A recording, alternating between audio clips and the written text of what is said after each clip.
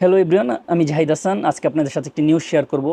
News না বলতে গেলে হচ্ছে সত্য ঘটনা অবলম্বনে ভবিষ্যতে নির্মিত হওয়া একটি চলচ্চিত্র গল্প আপনার সাথে তুলে ধরবো।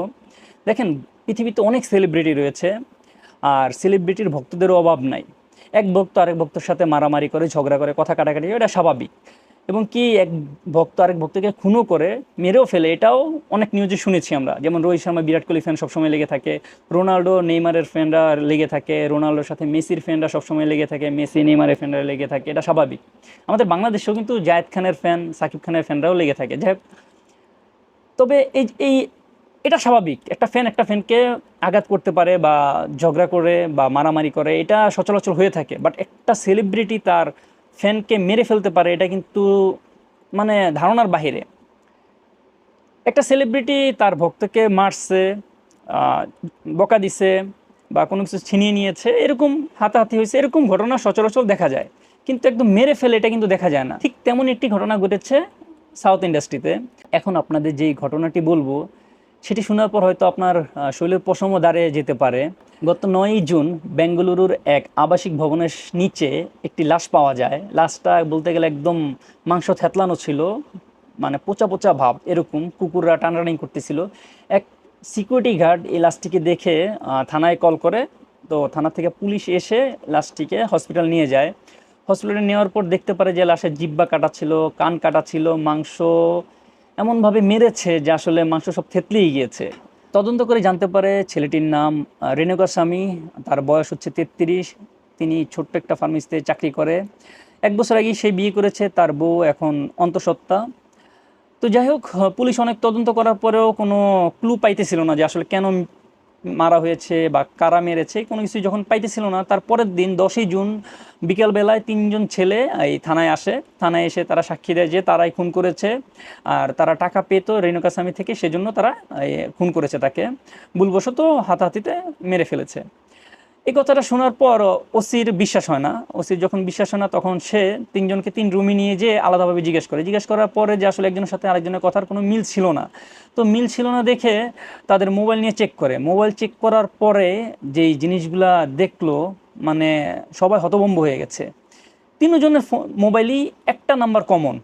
এই লাশের আগে 8 তারিখ, 9 তারিখ, 7 তারিখ, 6 তারিখে একটা জিনিস খুব কমন ছিল, একটা নাম্বার কমন ছিল। আর এই নাম্বারটা কার ছিল? এই নাম্বারটা ছিল কান্নাডা ইন্ডাস্ট্রির সবথেকে বড় সুপারস্টার। সবথেকে বড় বলতে কি, মূলত কান্নাডা ইন্ডাস্ট্রিতে 3জন সুপারস্টার বর্তমানে স্তম্ভ: ইয়াশ, কিচ্চা সুদীপ আর দর্শন। আর এই নাম্বারটা ছিল দর্শনের। যখন তারা দেখলো যে এই নাম্বারটা দর্শনের, কেন, দর্শনের কি কাজ, কি আসে বিষয়, এখানে কিভাবে জড়িত, সেই জিনিসটা তারা তদন্ত করতে যেয়ে 3জনকে রিমান্ডে নেয়। অনেক জিজ্ঞাসাবাদের পরে জানতে পারে যে দর্শনই তাদেরকে 30 লাখ টাকার বিনিময়ে এই ছেলেকে অপহরণ করিয়ে মেরে ফেলেছে। দর্শন তার ফ্যানকে কেন মারলো, এই প্রশ্নের উত্তর যদি খুঁজতে হয়, সেক্ষেত্রে আরও 20 বছর আগে যেতে হবে। দর্শন 2003 সালে বিয়ে করে বিজয় লক্ষ্মীকে। তার কয়েক বছর পরেই তার একটা ছেলে সন্তান হয়। বিজয় লক্ষ্মী 2011 সালে পুলিশে থানায় এসে একটা কমপ্লেন করে যে দর্শন তাকে মারধর করে, নির্যাতন করে। দর্শন ছেলে হিসাবে ভালো না তেমন। মূলত দর্শন কানাডা ইন্ডাস্ট্রিতে বেশি পরিচিত বা বেশি ফেমাস, বা কানাডা ইন্ডাস্ট্রিতে তাকে ভগবান হিসেবে দেখে তার ভক্তরা, কানাডাবাসীরা। কেন? কারণ তার প্রত্যেকটা ছবি হয় দেশবাসীকে নিয়ে, দেশকে নিয়ে, দেশের জনগণকে নিয়ে, গরিব দুঃখীকে নিয়ে। তো যাই হোক, তো বইয়ের এই জিনিসগুলোর পরে আরও কিছু কমপ্লেন তার নামে শোনা যায়। সেটা হচ্ছে প্রতিবেশীদেরকে মারধর করা, প্রতিবেশীদেরকে ভয় দেখানো, প্রডিউসারকে হুমকি দেওয়া, এছাড়াও বিভিন্ন সময় ভক্তদের গায়ে হাত তোলা, বিভিন্ন হোটেল রিসোর্টের যে গ্যাঞ্জাম করা ইত্যাদি, মোটামুটি তার নিয়মিত স্বভাব ছিল। দর্শন 10 বছর আগেই একটি মেয়ের সাথে সম্পর্কে জড়িয়ে যায়। মেয়েটির নাম হচ্ছে প্রবিতা গড়া। তিনি একজন ফ্যাশন ডিজাইনার। তার ঘরেও একটা মেয়ে রয়েছে। যাই হোক, তার সাথে একটি সম্পর্কে জড়িয়ে যায়। সম্পর্ক জড়ানোর পরে এই জিনিসটা আসলে জানাজানি হয় না, গোপনে ছিল। এই জিনিসটা প্রকাশ হয়েছে 2023 সালে, যখন ওই প্রবিতা গড়ার মেয়ের বার্থডের অনুষ্ঠানে দর্শনকে দেখা যায়। এছাড়াও বিভিন্ন ট্যুরে, ট্রাভেলসে যখন তারা বিদেশে ঘুরতে যায়, তখনও এই প্রবিতা গড়ের সাথে দর্শনকে দেখতে পাওয়া যায়। আর এই ছবিগুলো পরে, রিলগুলো পাওয়ার পরে দর্শকদের মাঝে একটা মিশ্র প্রতিক্রিয়া চলে আসে যে আসলে যারা তাকে ভগবান জানতো, যারা তাকে আইডল মানতো, তার এই জিনিসগুলো অনেকে পছন্দ করতে পারেনি। খুবই ভালো জানতো তাকে ওই বেঙ্গালুরুর দর্শকরা। তো যাই হোক, রেণুকা স্বামী ছিল দর্শনের সবথেকে বড় একজন ফ্যান।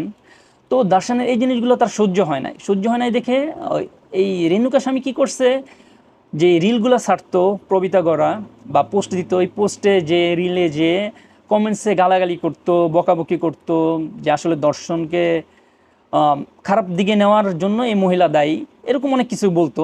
তো এই জিনিসগুলো প্রবিতা গড়ার পছন্দ হয়নি। প্রবিতা গড়া যে দর্শনকে সব কিছু বলার পরে দর্শন কি করে, তার যে ফ্যান ক্লাব আছে, ফ্যান ক্লাবের এই 3জন সদস্যকে 30 লাখ টাকার বিনিময়ে বলে যে প্রবিতা গড়া নামে একটা আলাদা ফেক আইডি খুলে ওই ছেলের ট্র্যাক করে হোক বা ছেলে থেকে পটিয়ে হোক, যেভাবেই হোক ছেলের অ্যাড্রেসটা নিয়ে ছেলেকে অপহরণ করতে।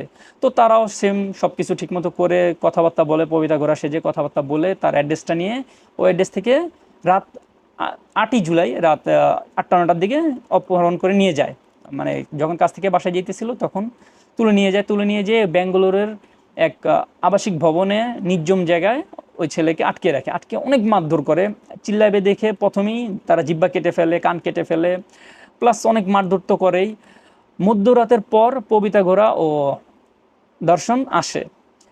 দর্শনকে দেখে ওই ছেলেটা একটু মোটামুটি খুব আশা ছিল যে না, আমার ফেভারিট নায়ক এসেছে, সে হয়তো আমাকে বাঁচাবে, এমন কোনো কিছু। কিন্তু আসলে তার যেই ভাবনা ছিল সম্পূর্ণ ভুল। মাঝরাতের পর 2টা, 2:30, 3টার পরে দর্শন ওই ছেলেকে ইচ্ছামতো মারে। প্রথমে একটা ঘুষি মেরে চাপা ভেঙে ফেলে। পরে মানে মারতে পুরো মাংস কিমা বানায় ফেলায়। তারপরে যখন দেখে যে দম আসতেছে যাইতেছে, মরতেছে না, কারেন্টের শর্ট দিয়ে এই ছেলেকে মারে দর্শনে নিজের হাতে। তো যাই হোক, এগুলো সব শোনার পর দর্শনকে গ্রেপ্তার করা হয়। এছাড়াও আরেকটা রিপোর্ট বলতে কি আরেকটা মামলা এসেছে এখন সামনে। সেটা হচ্ছে দর্শনের আগের যে ম্যানেজারের নাম ছিল হচ্ছে মল্লিকার্জুন। তো তিনি 6 বছর ধরে নিখোঁজ হওয়ার আগে তিনি থানায় একটি দর্শনের নামে মামলা করে গিয়েছিল 2 কোটি টাকার, যে দর্শন তার সাথে বেইমানি করেছে, 2 কোটি টাকা নিয়ে গেছে। এরকম একটা মামলার পরে থেকেই তাকে আর খুঁজে পাওয়া যাচ্ছিল না 6 বছর ধরে। তো যাক, এখন সেই কেসটা নিয়েও তদন্ত চলতেছে। দর্শন এখন বর্তমানে জেলে রয়েছে। আর এই মামলার জেরে 16 জনকে আটক করেছে ওই 3জন ছেলে, দর্শন, এই প্রবিতা ঘোড়া সহ আরও 11 জনকে গ্রেপ্তার করে পুলিশ। আর এই গ্রেপ্তারের পর ওই ব্যাঙ্গালোরের মন্ত্রিসভা থেকে সরাসরি বলে দেওয়া হয়েছে যে দর্শনের জন্য কেউ কোনো রিকোয়েস্ট করতে পারবে না, সুপারিশ করতে পারবে না, কোনো উকিল খাড়াইতে পারবে না, কোনোভাবেই সে জামিন পাবে না। এবং কি তার যদি ফাঁসির রায় যদি নাও হয়, তাও তার আজীবন জেল খাটতেই হবে। এখন দেখা যাক আসলে মামলায় রায় কি আসে। আর এই জিনিসটা খুব ভালো মতো ছড়িয়ে গেছে কানাডা ইন্ডাস্ট্রি এখন বর্তমানে খুবই নীরব। আর ওই ব্যাঙ্গালোরের যেই দর্শক রয়েছে তারা খুবই ক্ষিপ্ত ওই দর্শনের উপরে। আজকের ভিডিও এতটুকুই, দেখা হবে পরবর্তী কোনো ভিডিওতে। আমার ভিডিও যদি ভালো লেগে থাকে অবশ্যই লাইক করবেন, শেয়ার করবেন, আর খারাপ লেগে থাকলে অবশ্যই খারাপ লেগার কারণটা কমেন্ট সেকশনে জানাবেন। ভালো থাকবেন, সুস্থ থাকবেন, আল্লাহ হাফেজ।